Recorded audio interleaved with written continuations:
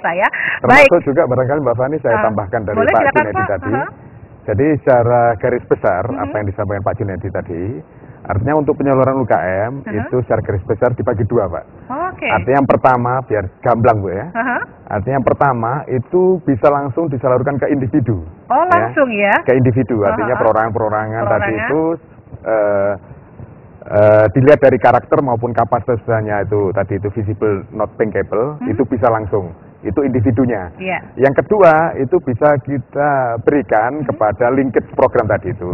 Linkage program itu bisa kita salurkan melalui koperasi atau bank perkreditan rakyat.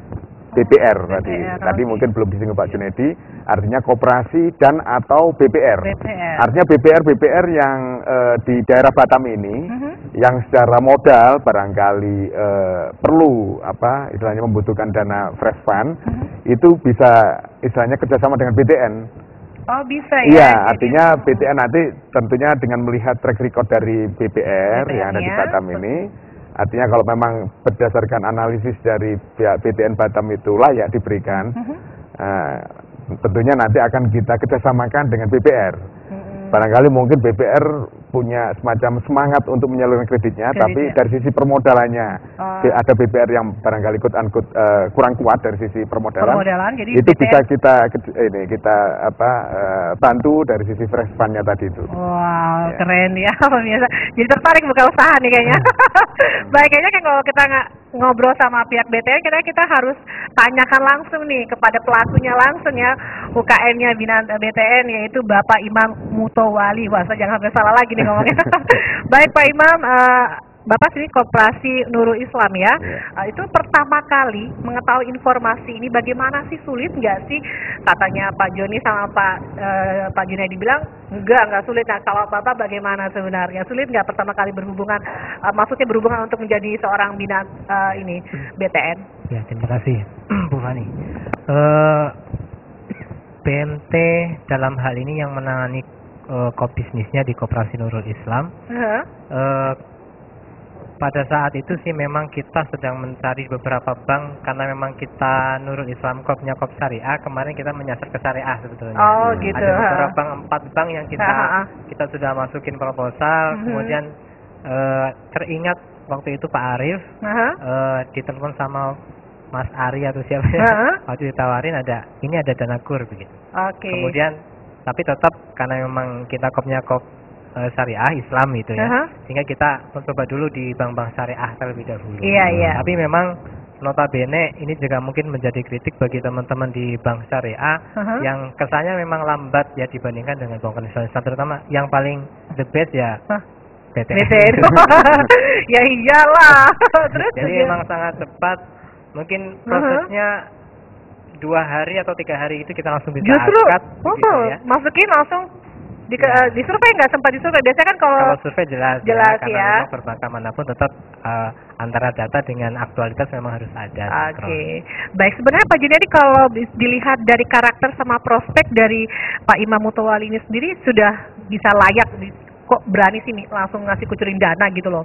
Iya, makasih Bu Fani. Kalau kita lihat ketika kita ke lapangan melihat usahanya, usahanya sudah berkembang ya, sudah berkembang. Wah, sayang sekali pihak bank ya untuk menginikan lagi. Dan laporan-laporan penyajian dari penghasilan, pendapatan, pengeluaran itu juga sudah ada, sehingga lebih memudahkan kita di dalam melakukan analisa.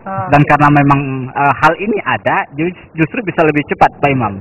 Dan seperti yang saya sampaikan tadi, bahwa kita pada prinsipnya proaktif. Tidak hanya menunggu, tetapi justru kita akan mendatangi UKM-UKM yang ada, yang kalau kita anggap prospek baik, justru kita tawarkan. Justru ini memperbuat pihak bank sendiri ya. Kemudian ada data-data yang lengkap seperti keuangannya atau gimana, kan mempermudah pihak bank juga. Nah, berbicara masalah pinjaman yang dikucurkan pihak BTN kepada UKM-nya sendiri, berbicara bunganya nih Pak. Orang kan kadang berpikir, aduh nih bunganya gede kali di bank nih gitu. Karena kita tahu bahwa UKM itu kan dia perputaran uangnya kan nggak langsung gitu ya. Jadi gimana nih kalau soal pembayarannya nih Pak? Iya, kalau suku bunga untuk kita bunga yang kita kenakan kur ya 14% ya. 14% efektif harian yang sifatnya menurun. Yang kalau flat itu equal dengan 8,6%. Nah, kalau kita lihat sebenarnya suku bunga yang ditawarkan sangat-sangat kompetitif ya, dan tidak begitu memberatkan pelaku usaha, saya yakin, untuk modal kerja maupun investasi. Dan dalam perkembangannya justru tidak ada persoalan. Adanya gejolak dinamika dalam sebuah usaha adalah wajar. Tetapi bagi kita biasanya kita proaktif untuk mengundang atau kita kunjungi langsung kira-kira apa suka duka dari usaha.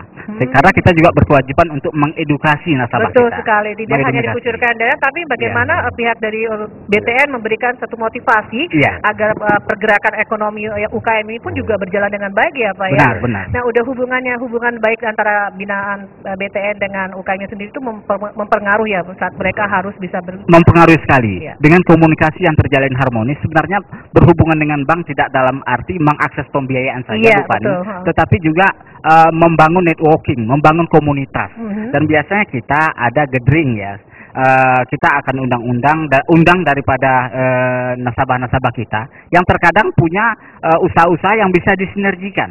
Jadi menjadi keluarga besar, sehingga makin lama berkelindan dan sinergi yang terbina antara pelaku-pelaku usaha ini ternyata bisa menyelesaikan katakanlah persoalan pasar gitu ya. Ini bisa selesaikan. Misalnya contoh satu usaha yang bergerak dalam bidang pertamanan bunga, sementara ada satu usaha yang bergerak dalam bidang teralis. Nah ini bisa disinergikan dalam arti membuat kerjasama ya, jadi antara kepala bina itu bertemu, mereka ada link ya, jadinya bertambah. Jadi seperti itu. Apa yang tadinya ini kayaknya usaha saya agak mandek, bisa bantu saya seperti apa ya, begitu jadinya ada hubungan baik antara sesama binaan UKM. Nah sebenarnya Pak Junaidi kalau tahu di lapangan ada kendala mungkin katakanlah mungkin pembayarannya sedikit macet.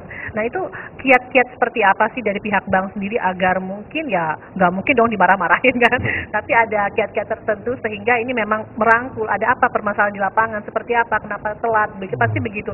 Ini apa yang diberikan BTN kepada binaannya ini Pak? Iya, makasih Bu Fani. Kalau berkaitan dengan seperti yang saya sampaikan tadi, ada dinamika dalam perjalanan usaha ya. Ada persoalan mungkin usahanya lagi kondisinya kurang baik ya. Tetapi biasanya kita berkomunikasi, kita akan lakukan kunjungan ke usahanya. Apa kira-kira persoalan yang sesungguhnya? Jadi yang saya sering istilahkan sama teman-teman pelaku UKM, ketika kita bersinergi, istilah saya jangan ada dusta di antara kita. Artinya coba informasikan apa sesungguhnya yang memang persoalan yang dihadapi, sehingga treatment kita juga pas dengan kegagalan, katakanlah kegagalan usaha yang mungkin dihadapi.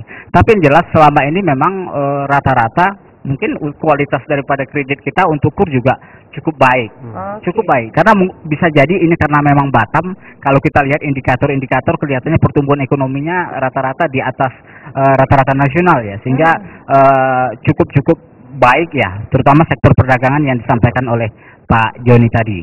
Sehingga untuk kualitas kredit kita masih relatif baik. Ya, seperti dikatakan Pak Joni tadi, katanya baik. Menurut Anda, dia kembali kepada langsung binaan UKM, kira-kira bagaimana cara pelayanan dari pihak BTN sendiri kepada pelaku UKM-nya sendiri di lapangan, terus kemudian sempat tersendat nggak sih waktu itu pembayarannya? Terus kemudian kan Bapak bilang katakan tadi kan sudah secara karakter sama prospek sudah mantap nih Pak Imamnya, tapi ada agunan apa yang diberikan ke pihak BTN sehingga bisa dikucurkan dana begitu?